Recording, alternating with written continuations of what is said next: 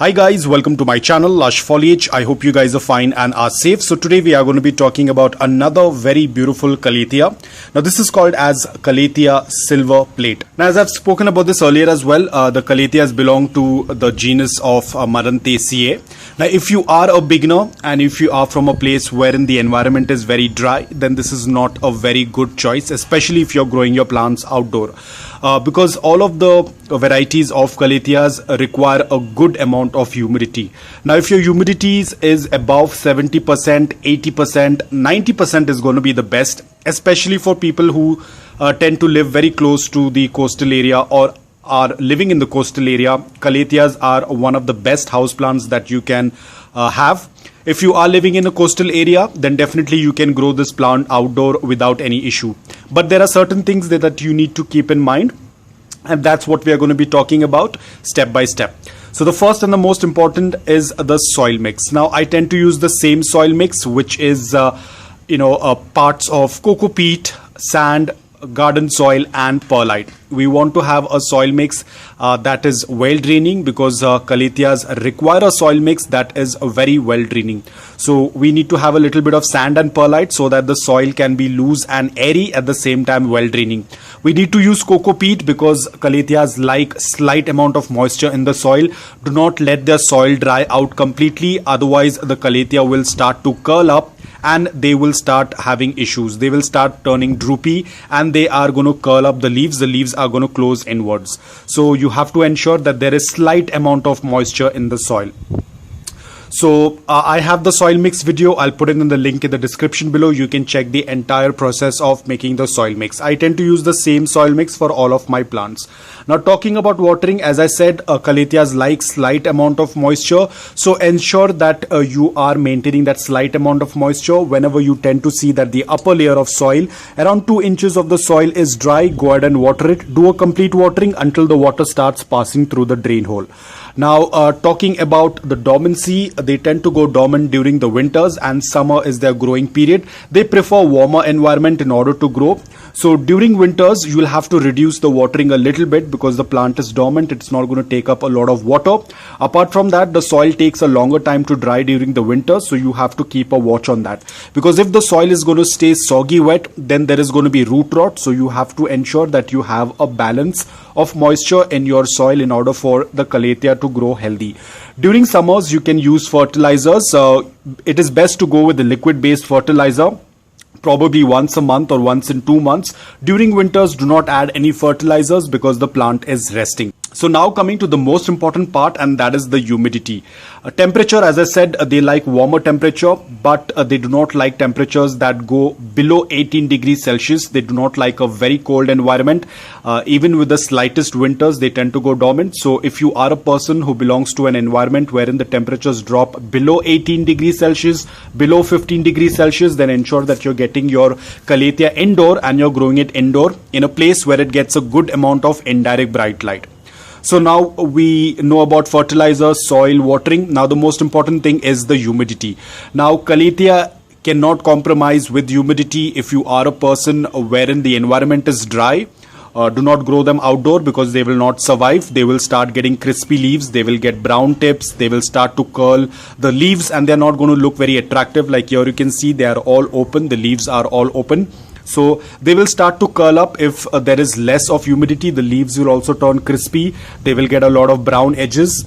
So you have to ensure that you have to maintain a good amount of humidity. If you are a person who lives in a very dry environment, then the only option is to grow indoor. And even if inside the house it's very dry, then you'll have to use a humidifier.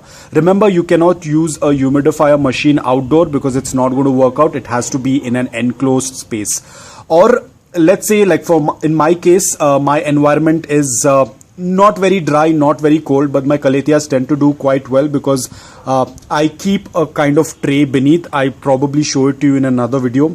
I kind of keep a food container filled with little bit of water, not completely because we do not want the soil to get wet. So that's what I tend to do, and it has been working out really well. Now talking about toxic, Calatheas are not toxic to humans and pets, so it's safe to keep it around the house or in your garden. It is not harmful or toxic to humans as well as pets. Now talking about the propagation, it's very simple to propagate them. You can do a root division. For that you'll have to take out the plant completely, do a root division, or they also tend to put out rhizomes. You can even separate the rhizomes and then put them in an individual pot.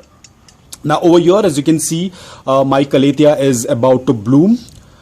This has just started off. You can see it is a very beautiful pink flower that's setting up in between. It's still very small. It yet has to open up completely, but this is how the bloom tends to look like. It has a very beautiful pink bloom. It looks a little bit like a rain lily flower, but it is going to open up much more. So it is, I wouldn't say it's a very simple to grow plant, especially if you are a beginner. It is a very finicky plant, especially when it comes to the environment. It does not like dry environment. It does not like the soil to be completely bone dry. Please do not over fertilize your Kaletias. Only has to be done during the summers. Now the most important thing is the light. A lot of people make mistake by putting their Kaletias out in direct sunlight. Even indoor, if you're growing it indoor and if you're keeping it near the windowsill, ensure that there is no direct sunlight falling on them, because they cannot handle direct sunlight. Remember guys, they come from an environment, or they come from a surrounding which is completely surrounded with trees. They tend to grow on the forest floor of the rainforest, and there is very minimum light, and that's why you can see almost 90% or I would say majority of the Kaletias have these under leaves which are very dark in color. The purpose of this is to trap light. So when they grow on the forest floor, there are huge trees above and very minimum light tends to reach to them. So in order to make use of that minimum light, they do not let that light pass through, and that light is captured because the undertones are opaque. So whatever light they tend to get, they use that for their photosynthesis, because other than that they do not have light. So whenever you have a plant that has an undertone like this, do not expose them to direct sunlight, because these plants can do very well in minimum light as well. So always keep your Kaletias in a place where there is a good amount of air circulation, where there is a good amount of humidity, and there is indirect bright light and there is no direct sunlight. If you're going to keep it out in direct sunlight, again the same thing, the leaves will start to curl and then there are going to be burns on the tips. All of the leaves will start to curl when there is too much of heat or when there is too much of cold. Even if you're keeping it indoor, ensure that you're not keeping it under the air conditioning vent. Otherwise that is going to dry up or evaporate the water from the leaves. Now another important thing, do not use tap water, direct tap water, because direct tap water contains chlorine. It contains a lot of minerals, and our Kaletias do not like high amount of minerals. If there is going to be excess minerals in the soil, then the tips, as you see over here, they will start to get burnt. All the tips will start getting burnt. That indicates that there is a high amount of minerals in the soil. They prefer a soil that has a very less amount of minerals. So if you only have an option of tap water, let the tap water sit in a bucket for 24 to 48 hours and then use that water for your Kaletias. Your Kaletias will love. And during the monsoon season, you do not need to be worried. All you can do is just collect rainwater and give rainwater to them. They really love rainwater. During the monsoon season, I do not use any tap water.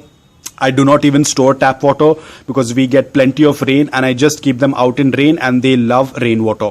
So guys, that's all about it. I hope that this video on Calathea Silverplate was helpful to you. If it was, please hit the like button. If you're new to my channel, please consider subscribing to it. Until then, take care, stay safe and keep planting.